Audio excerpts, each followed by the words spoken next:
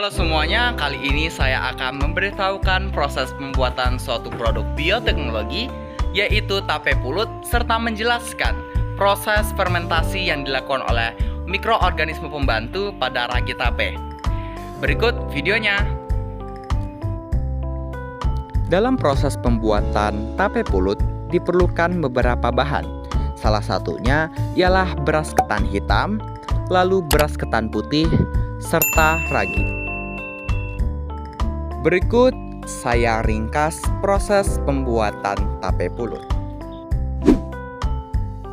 Langkah awal yang kita lakukan ialah memasak ketan hitam terlebih dahulu, lalu mencampurkannya dengan ketan putih setelah ia sudah melunak. Aduk kedua ketan terus-menerus hingga tekstur dari ketan sudah benar-benar lunak dan air yang terdapat pada masakan tersebut sudah sepenuhnya diserap oleh beras ketan. Selanjutnya, adonan ketan tersebut kita pindahkan pada dandang besar untuk kita rebus untuk menjadikan adonan ketan tersebut menjadi lebih padat menyerupai nasi.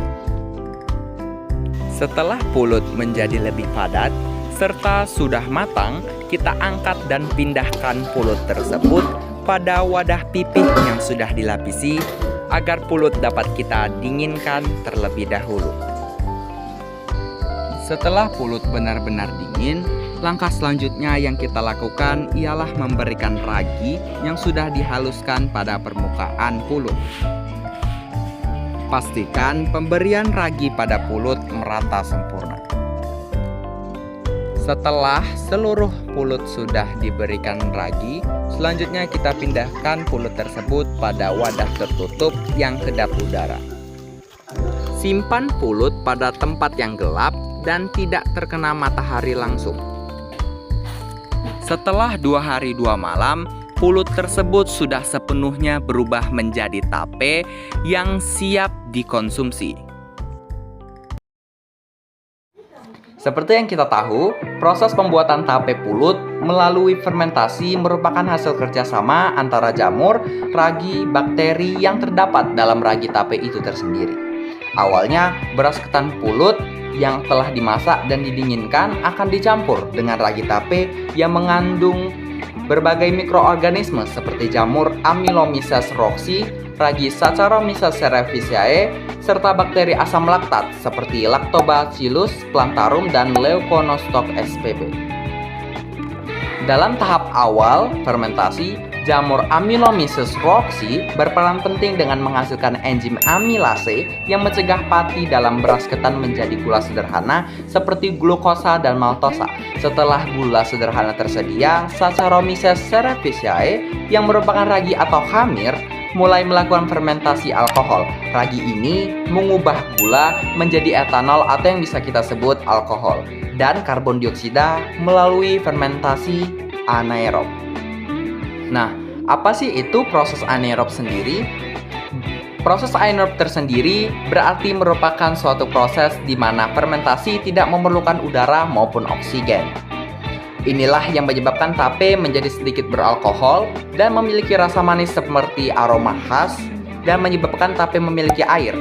Air itu tersendiri berasal dari uap air yang berasal dari hawa panas yang dihasilkan oleh mikroorganisme yang sedang bekerja pada saat itu.